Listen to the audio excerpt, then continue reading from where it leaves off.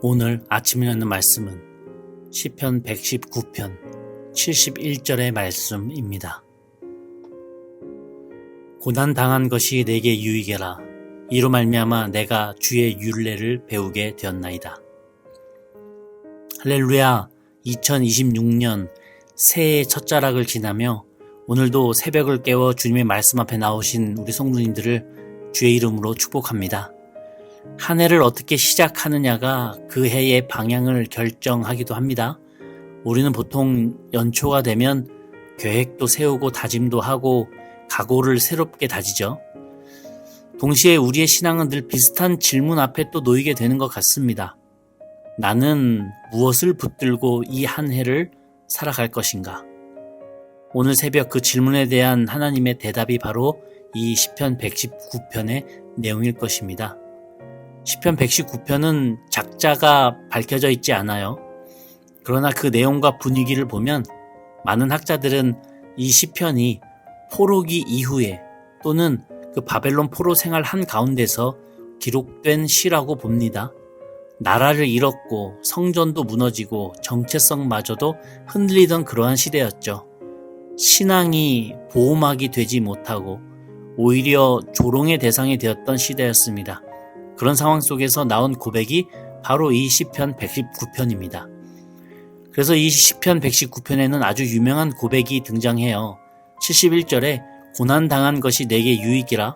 이로 말미암아 내가 주의 율례를 배우게 되었나이다.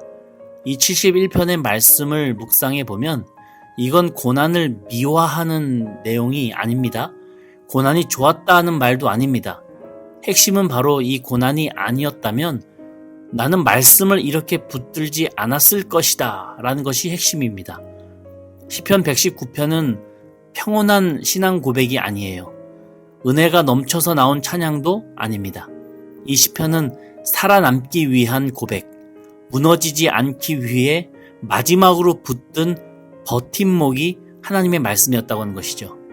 말씀 없으면 흔들리는 정도가 아니라 아예 무너질 수밖에 없는 그 자리에서 나온 절규가 바로 이 시편 119편이었다고 하는 것이죠. 그래서 이 시편은 유난히 깁니다. 무려 176절이나 돼요. 성경에서 가장 긴 장입니다. 그 이유는 이 시가 히브리어 알파벳 22자가 있는데 그 각 글자마다 8절씩 시작하는 첫 단어가 되도록 순서대로 지은 시이기 때문이죠. 당시 바벨론과 고대 근동 지역에서 유행하던 문학적 기교이기도 합니다만 그러나 시인은 단순히 그 기교를 보여주려고 한 것이 아닐 것입니다. 이러한 구조 안에서 담긴 영적인 의미는 분명했는데요. 내 삶의 처음부터 끝까지, 즉 내 생각의 A부터 Z까지 말씀이 아닌 곳은 단 한 칸도 없다. 삶이 산산조각 날수록 부서질수록 이 시인은 오히려 더 체계적으로 더 집요하게 하나님의 말씀을 붙잡았습니다. 휩쓸리는 감정에 맡기지 않았고 상황에 끌려가지 않고 알파벳 하나하나를 따라가며 자기 삶의 전체를 말씀 안에 다시 배열하고 있었다고 하는 것이죠. 사랑하는 우리 성도 여러분, 이 모습이 바로 바벨론 포로의 신앙이었었어요. 환경은 빼앗겼지만 말씀은 빼앗기지 않겠다고 하는 그 태도. 현실은 무너졌지만 내 영적 기준만큼은 무너지지 않겠다라고 하는 결단이었습니다. 그래서 시편 119편을 읽다 보면 반복되는 기도가 있어요. 바로 주의 말씀으로 나를 살리소서, 나를 세우소서라고 하는 내용입니다. 25절, 28절, 41절, 58절, 65절, 107절, 116절, 154절, 169절, 170절 총 10번이나 나와요. 문제를 없애달라는 기도보다 상황을 바꾸어 달라는 기도보다 먼저 나오는 기도가 바로 이것이었습니다. 주님, 말씀으로 나를 살려주옵소서. 사랑하는 성도 여러분, 2026년을 시작하는 오늘 이 새벽에 우리는 어떤 고백으로 이 한 해를 열겠습니까? 혹시 우리는 너무 쉽게 이번 한 해도 말씀 없어도 괜찮을 것처럼 생각하고 있지는 않습니까? 또는 바쁘다는 이유로 또는 너무 익숙하다고 하는 그 이유로 어느 정도 또 살아봤다라고 하는 그 이유로 이 주의 말씀이 뒷전으로 밀려나고 있지는 않습니까?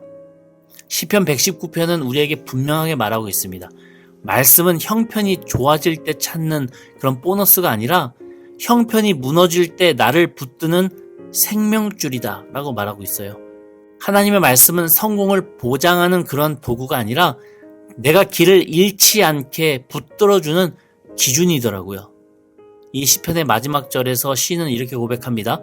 176절인데요. 이른 양같이 내가 방황하오니 주의 종을 찾으소서. 내가 주의 계명을 잊지 아니함이니이다. 자신을 의인이라고 부르지 않아요. 완벽하다고 말하지도 않습니다. 나를 길 잃은 양이라고 표현해요. 그 양이 다만 한 가지를 원하는데 바로 내가 주의 계명을 잊지 아니함이니이다. 내가 그러고 있으니 주님 저를 찾아주시옵소서, 만나주시옵소서 라고 고백하고 있는 것이죠. 사랑하는 성도 여러분, 2026년 이 한 해가 나에게 어떤 해로 다가오게 될지는 아직 모릅니다. 평탄할 수도 있고요. 예상치 못한 고난이 올 수도 있습니다. 그러나 한 가지는 분명합니다. 말씀이 있으면 우리는 길을 잃어버리지 않습니다. 우리는 무너지지 않습니다. 이 새벽 새해 시작에 이렇게 결단하며 하루를 열기를 소망합니다. 주님, 올해도 제 삶의 처음부터 끝까지 제 생각의 A부터 Z까지 말씀 앞에 서게 하옵소서.